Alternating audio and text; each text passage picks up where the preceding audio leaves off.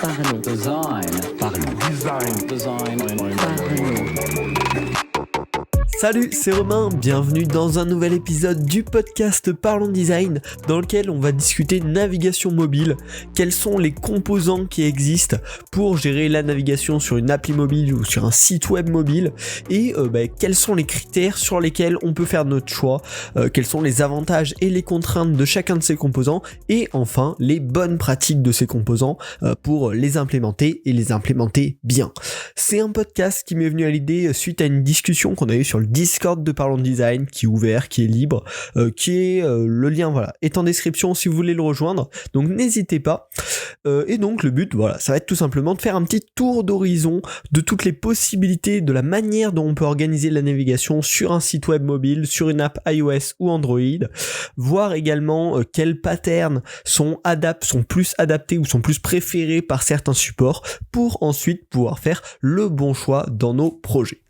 Donc j'ai répertorié 4 principales manières de naviguer pour la navigation vraiment principale d'une application, et on va commencer directement par la première qui est la navbar.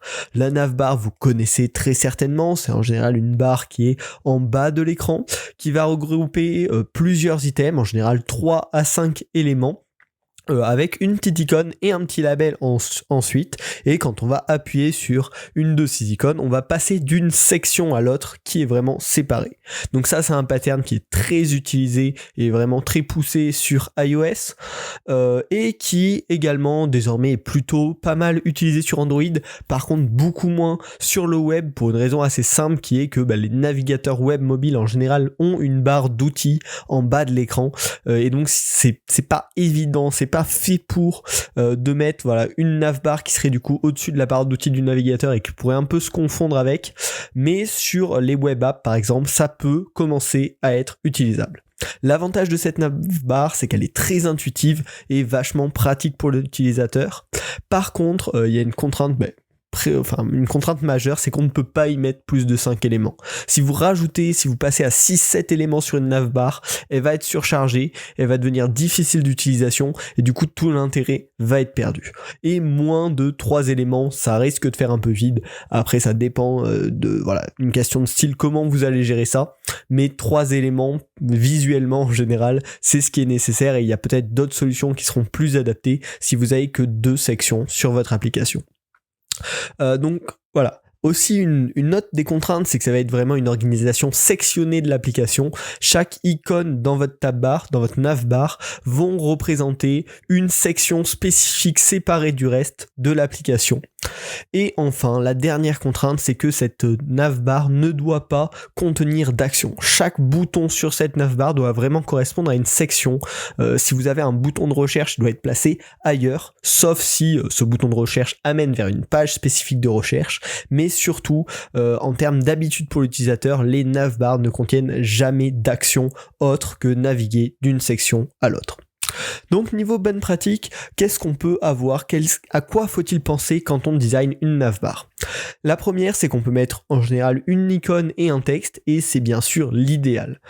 Si les icônes ne sont pas assez claires, il va falloir rajouter un label court et précis qui permet à l'utilisateur, à la première ouverture de l'application, de comprendre les possibilités qu'il a sur l'application. Les cas où on ne peut mettre qu'une icône, c'est vraiment si ce sont des icônes très connues du grand public. Par exemple, si on a une accueil où on peut mettre une petite maison, une zone recherche où on peut mettre une petite loupe qui emmène vers une page recherche, et une page librairie où on a une icône pareil très parlante de la librairie, et un public adapté. Dans ce cas-là, on peut garder que l'icône, mais dans une grosse partie des cas, on va devoir ajouter un petit label qui explique, qui décrit, pour aider l'utilisateur à se repérer. Également, une autre bonne pratique, ça va être de enregistrer l'état de l'onglet que l'utilisateur vient de quitter. S'il vient de quitter l'accueil et il a effectué des actions et qu'il va sur une autre section, quand il revient sur l'accueil, c'est bien que son comportement d'avant soit enregistré. Et enfin, le dernier point, c'est qu'il faut qu'elle soit consistante. La navbar ne doit pas changer au fur et à mesure que l'utilisateur explore l'application. La navbar ne doit pas disparaître puis réapparaître au cours de la navigation. Elle doit être tout le temps présente, sauf si vraiment vous rentrez dans des actions spécifiques. Et donc voilà comment construire une bonne navbar dans les cas qu'il nécessite. Le second pattern de navigation générale dont je vais vous parler, c'est la top bar avec des outils. Donc une top bar, comme son nom l'indique, c'est une barre qui est présente en haut de l'écran et qui va souvent contenir le nom, le logo de l'application, mais également des petits outils sous forme d'icônes. Donc ça, c'est utilisé par exemple dans l'application Message d'Apple, où on a le titre message et le bouton pour écrire un nouveau message. Ça va être aussi utilisé par exemple sur l'application Google Agenda, avec pareil le titre de l'application et un bouton pour créer des événements et un bouton qui emmène vers un autre type de navigation dont on va parler ensuite. Et c'est un pattern qui est utilisé autant sur iOS que sur Android que sur le web également. C'est finalement ce qu'on retrouve sur beaucoup de sites web qui vont mettre une barre en haut avec le titre de leur site et la navigation derrière des outils. Donc l'avantage de ce type de navigation, c'est qu'elle est relativement bien compréhensible pour l'utilisateur et il y est habitué. Par contre, il va y avoir une limite vraiment en termes d'actions qu'on peut intégrer dans cette tab bar très faible, c'est-à-dire 1, 2, 3 actions grand maximum dans une barre de ce style-là. Après, ça va bien sûr être surchargé. Également, à cause du peu de place qu'il y a, on va uniquement pouvoir utiliser des icônes en général pour les actions. Ça va être très difficile d'y placer un label. Et en termes de mobile, c'est peu accessible vu que c'est en haut de l'écran. Donc c'est une partie qui est plus dure pour y accéder, pour taper, surtout quand l'utilisateur utilise une seule main. Donc dans ce cas-là, les bonnes pratiques, ça va être déjà d'utiliser des icônes qui sont très explicites pour que l'utilisateur puisse vraiment les comprendre. Y mettre des actions qui sont semi-courantes, c'est-à-dire si c'est l'action principale que votre utilisateur va faire à chaque fois qu'il ouvre l'application, c'est probablement pas le bon endroit pour y mettre cette action. Par contre, c'est d'ailleurs pour ça que c'est utilisé la plupart du temps, c'est pour ajouter un événement, ajouter une entrée, créer un nouveau message, donc une action qui va être relativement importante, que l'utilisateur va pouvoir trouver facilement, mais qui n'est pas l'action principale de l'utilisateur qui rentre dans l'application. Là, ça va être le bon cas. Également, vu qu'on a vu qu'on pouvait y ajouter jusqu'à 2-3 boutons grand maximum dans cette top bar, en général, ce qui va être préféré, c'est de mettre en haut à gauche une icône pour les options, pour les actions qui sont vraiment rares pour l'utilisateur, et en haut à droite, les actions un petit peu plus communes, comme rajouter du contenu. On peut ainsi passer au troisième composant de navigation, le fameux hamburger menu. Il a beaucoup fait parler, je pense que vous le connaissez. C'est cette icône qui ressemble grossièrement à un hamburger avec 3 lignes. Après, il y a eu plein de petites variations stylistiques, mais globalement, c'est ça. Et quand on va appuyer dessus, un menu va s'ouvrir du côté d'un des côtés pour nous présenter tout simplement une liste de contenus à laquelle on peut accéder. C'est très utilisé, c'était très utilisé sur Android. Maintenant, Google redirige un peu plus vers les navbars ou les top bars, et c'est très utilisé sur le web parce que c'est bien pratique. Quand on va faire le responsive d'un site qui a été plus pensé desktop, on va mettre une petite icône et tout ranger là-dedans. Donc bon, c'est quand même pratique, mais par contre c'est pas du tout utilisé sur iOS, c'est vraiment un composant à éviter sur iOS. L'avantage de ce hamburger menu, c'est tout simplement que il est très grand, il y a beaucoup de place, on peut y mettre à peu près autant de choses qu'on veut dedans, donc voilà, c'est un avantage non négligeable comparé à la navbar ou à la top bar. Par contre, il est difficile d'accès, c'est-à-dire on doit taper en haut de l'écran, donc ce qui est déjà pas facile, et puis une fois qu'on a tapé une première fois, on doit faire un deuxième tap pour accéder au contenu qu'on veut, et si on veut annuler, on doit refermer le menu, donc c'est difficile d'accès, et en plus de ça, son contenu est caché à l'utilisateur. Quand l'utilisateur va ouvrir l'application pour la première fois, tant qu'il n'a pas appuyé sur ce hamburger menu, il ne saura pas ce qu'il y a dedans, quelles sont les possibilités qui lui sont offertes. Donc pour ça, c'est pas top. Donc maintenant, quelle bonne pratique quand le hamburger menu est la seule solution que vous avez à mettre en place. Ça va être déjà de ne pas en faire un fourre-tout. Va pas falloir y mettre plein d'options inutiles, plein de sous-menus inutiles. Il faut quand même essayer de garder uniquement le contenu nécessaire et pas en faire trop parce qu'on a de la place. Ensuite, il va falloir créer de la hiérarchie. C'est pas parce que c'est un menu qu'on va devoir faire une liste rectiligne, on va dire sans hiérarchie. On peut faire ressortir certains boutons qui sont plus importants. On peut faire des espèces de sections dans ce hamburger menu qui permettent à l'utilisateur de mieux se repérer.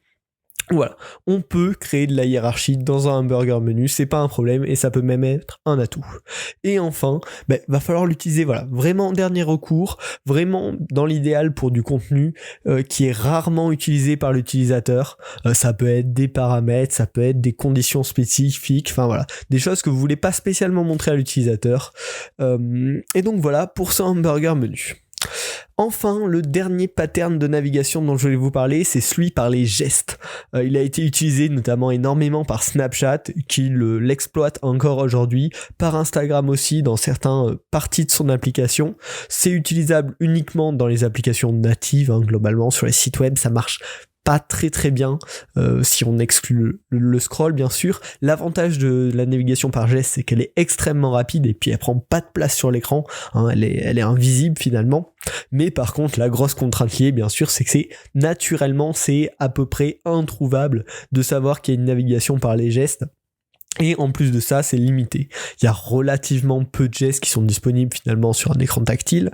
Il y en a certains qui sont déjà pris par des fonctionnalités natives du téléphone. Et en plus de ça, la navigation par les gestes est pas très accessible pour les personnes avec certains handicaps moteurs. Donc pour tout ça, c'est pas top. Par contre, vraiment, ça a ses avantages de rapidité et d'invisibilité, donc ça peut être une très bonne navigation à utiliser en complément d'un autre mode de navigation. Notamment si vous avez un public jeune, si vous avez un public intéressé par la tech, habitué à la tech, ça peut être une navigation qui l'apprécie, qui lui permet de gagner du temps au quotidien. Et donc ce qu'il va falloir faire, c'est d'essayer de l'onboarder pour lui présenter la possibilité de naviguer par les gestes. Et dans ce cas-là, on va vraiment associer en général les gestes à une animation qui répond aux gestes. Autant pour les 3 autres modes de navigation, les animations, les transitions ne sont pas très importante en soi, autant pour une navigation avec les gestes, ça va être primordial. Quand l'utilisateur va déplacer son doigt pour glisser par exemple un écran, on doit lui montrer que l'écran réagit bien à ce geste-là et qu'il peut naviguer avec les gestes. Donc voilà, ça va être vraiment très important de le définir, de le réfléchir à l'avance pour que les utilisateurs qui ont accès, qui savent, qui peuvent utiliser ce type de navigation, sachent l'utiliser de manière agréable. À cela, à ces 4 principaux patterns de navigation peuvent s'ajouter des petits éléments de navigation secondaires, disons. Celui dont j'aimerais vous parler, c'est le Floating Action Button, qui est aussi appelé en cours FAB, qui est très poussé par Android et qui est peu utilisé finalement sur iOS et qui permet de créer un bouton en bas à droite de l'écran pour une action principale en général. Donc ça peut être ajouter du contenu, faire une recherche en fonction de votre application bien sûr. Bien sûr, il est pratique parce qu'il est très facile d'accès par les utilisateurs. Le coin en bas à droite à une main pour un droitier c'est top, pour un gaucher c'est relativement accessible.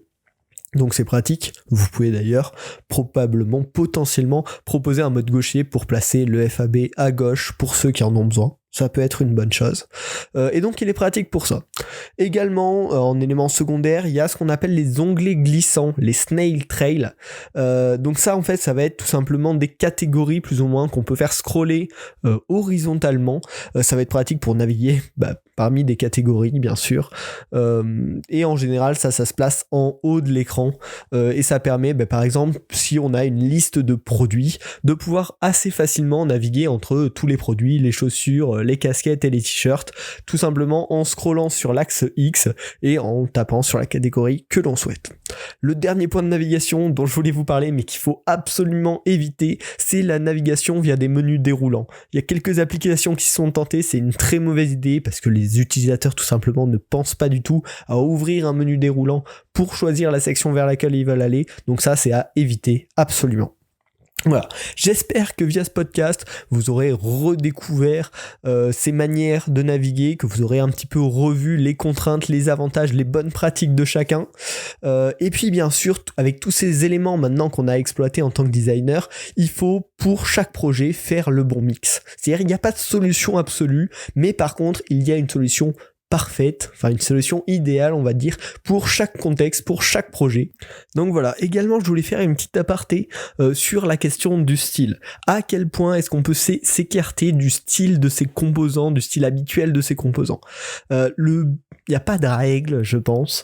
Là, c'est vraiment personnel. On peut s'en écarter beaucoup, mais il faut garder le principe global. C'est-à-dire que si vous allez placer des boutons en haut, un petit peu comme une tab bar, il va falloir garder l'organisation d'une tab bar, même si par exemple vous mettez pas de background, si vous laissez passer du contenu derrière, il va falloir garder dans le style la conception globale, le pattern global que vous voulez exploiter afin que ça reste cohérent pour l'utilisateur en fait. Il est habitué au quotidien d'utiliser des navbars, des top-bars, des hamburger menus. Si on lui casse complètement cette habitude avec un tout nouveau concept, ça peut peut-être être très bien, mais en général, jouer sur la sécurité, jouer sur ses habitudes, ça va être ce qui va marcher le mieux et le perdre le moins finalement, et ça c'est toujours bien pour les utilisateurs.